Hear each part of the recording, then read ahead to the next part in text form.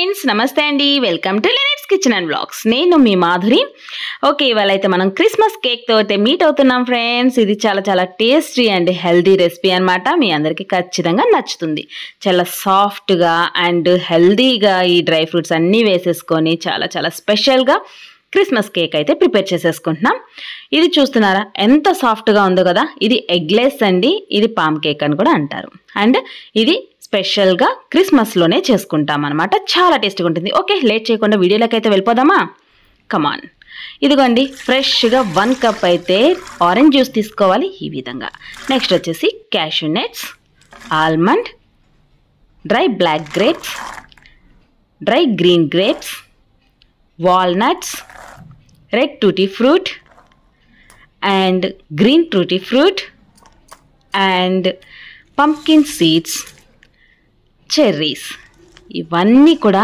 Dry fruits ఇంకా మీ దగ్గర వేరే ఉంటే కూడా వేసుకోవచ్చు ఇందులో ఒక 4 టైప్స్గా వేసుకున్నా సరిపోతుంది ఇవన్నీ ఒకసారి బాగా కలియబెట్టేసుకొని దీన్ని ఒక 2 అవర్స్ పాటు అయినా నాననివ్వాలండి ఆ ఆరెంజ్ జ్యూస్లో అబ్బబ్బబ్బబ్బా రుచి అదిరిపోతుంది చూసారా ఓకే ఇవైతే కలిపి పక్కన పెట్టేసుకుందాం నెక్స్ట్ ఇప్పుడు స్టవ్ ఆన్ చేసేసుకొని ఒక బౌల్ పెట్టేసుకొని 1 కప్పు వరకు అయితే షుగర్ని తీసుకోవాలండి దీంట్లో వాటర్ ఏమి వేయకూడదు అలా డైరెక్ట్గానే స్టవ్ మీద పెట్టేసుకొని లో ఫ్లేమ్లో ఈ విధంగా మనం కలుపుతూనే ఉండాలి అప్పుడు మనకి కొంచెంగా షుగర్ అంతా కూడా మెల్ట్ అయిపోయి ఈ విధంగా వస్తుంది ఇది కలర్ చేంజ్ అయిపోవాలి క్యారమెల్ సిరప్ కోసం చేస్తున్నాం అనమాట మనం ఓకేనా ఇలా వచ్చేసిన దీంట్లో ఇంకాస్త మరగాలండి ఇంకొంచెం కలర్ చేంజ్ అవ్వాలి చేంజ్ అయిన తర్వాత దీంట్లో కొంచెం మాత్రమే వాటర్ యాడ్ చేసుకోవాలి ఎక్కువ వాటర్ యాడ్ చేయకూడదు ఇలా కొంచెం చూసారా సౌండ్ ఇలా కొంచెంగా వాటర్ యాడ్ చేసుకుంటూ బాగా మిక్స్ చేసుకోవాలి ఇంకా కొంచెం వాటర్ అనేది యాడ్ చేసుకోవాలి తక్కువ వేసుకుంటే మళ్ళీ మనకి ఈ షుగర్ మొత్తం కూడా గెడ్డ కట్టేస్తుంది తెలుసు కదా మీకు థిక్ అయిపోతుంది సో ఇలా ఒకసారి కలిపెట్టుకుని ఇలా మళ్ళీ ఇంకొంచెం వాటర్ యాడ్ చేసుకుంటూ మనం 1/2 కప్ వరకు అయితే వాటర్ అనేది కంపల్సరీ పడుతుందండి ఎక్కువ వాటర్ పోయకూడదు ఓకే ఈ విధంగా కలర్ అయితే సిరప్ అనేది మనకి రెడీ అయిపోతుంది ఇది క్యారమెల్ సిరప్ అనమాట ఓకే దీన్ని ఒక చిన్న పొంగు వచ్చే వరకు అయితే తీసేసుకొని దీన్ని చల్లారబెట్టేసుకుందాం ఓకే ఇలా వాటర్ కూడా యాడ్ చేసిన తర్వాత ఒక్కసారి పొంగు వస్తే సరిపోతుందండి ఈ విధంగా ఇలా వచ్చిన తర్వాత దీన్ని మనం చక్కగా పక్కన పెట్టేసుకొని చల్లారనిద్దాం మనకి ఇప్పుడు ప్రస్తుతానికైతే డ్రై ఫ్రూట్స్ అన్నీ కూడా నానిపోయినాయి కదా ఆరెంజ్ జ్యూస్లో నెక్స్ట్ ఇది కూడా చల్లారిపోవాలి ఇలా ఇవి అన్నీ కూడా ఫస్ట్ మనం ఎక్కువ టైం తీసుకునేది ఇవి రెండే అంటే ఇది కూడా కూల్ అవ్వాలి కాబట్టి ఓకే ఇప్పుడు ఒక మిక్సర్ జార్ తీసేసుకొని 1/2 కప్పు వరకు షుగర్ తీసుకోవాలండి అండ్ ఇలాచీ చెక్క లవంగాలు ఫ్లేవర్ అదిరిపోతుంది అనమాట ఇవి కంపల్సరీ వేసేసుకొని పౌడర్ చేసేసుకుందాం ఫైన్ పౌడర్ అయితే చేసుకోవాలి ఇప్పుడు మనం ముందుగా నానబెట్టుకున్నాం కదా ఆరెంజ్ జ్యూస్లో డ్రై ఫ్రూట్స్ అన్నీ కూడాను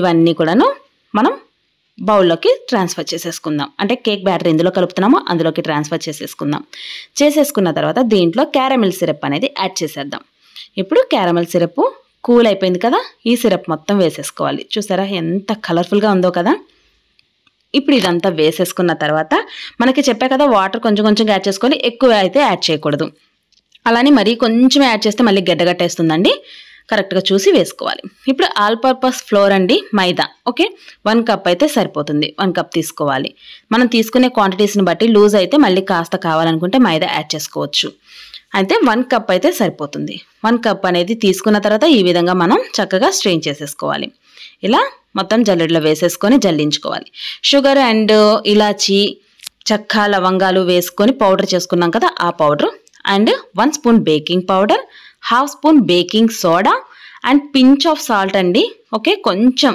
వేసుకుంటే సరిపోతుంది అండ్ కోకో పౌడర్ 1 స్పూన్ వేసుకొని ఇదంతా కూడా బాగా జల్లించుకోవాలి ఈ విధంగా ఇలా జల్లించుకున్న తర్వాత చూసారా లోపల మనకి షుగర్ కానీ ఇప్పుడు మనం చెక్క లవంగాలు ఆ పౌడర్ ఏమైనా ఉంటే మిగిలిపోతుంది అనమాట ఎక్స్ట్రా ఉన్నది ఇప్పుడు ఇది కట్ అండ్ ఫ్లోర్ మెథడ్లో మాత్రమే మనం మిక్స్ చేసుకోవాలండి కేక్ ఎప్పుడైనా సరే అలా చేస్తే మనకి చాలా పర్ఫెక్ట్గా వస్తుంది ఇప్పుడు దీంట్లో సన్ఫ్లవర్ ఆయిల్ కానీ మెల్టెడ్ బటర్ కానీ వేసుకోవాలి అంటే మనకి ఫ్లేవర్ లేని ఆయిల్ వేసుకోవాలన్నమాట అండ్ వెనిలా ఎక్స్ట్రాక్ట్ వేసుకోవాలి కొంచెం వేసుకుంటే సరిపోతుంది ఇలాచీ ఉంటుంది కాబట్టి అవసరం లేదు కొంచెం వెనిలా వేసుకోవాలి వెనిగర్ ఆర్ లెమన్ జ్యూస్ కూడా ఇలా 1 స్పూన్ వరకు అయితే వేసుకోవాలండి 1 స్పూన్ అంటే చాలా తక్కువ అండి ఎక్కువ వేసుకోవద్దు ఓకేనా ఇలా వేసుకుంటే మనకి మొత్తం యాక్టివేట్ అవుతుంది. బేకింగ్ సోడా ఇవన్నీ వేసాం కదా, యాక్టివేట్ అవుతుంది. చిన్న చిన్న బబుల్స్ లాగా వచ్చి మనకి పొంగుతుంది అనమాట బ్యాటర్.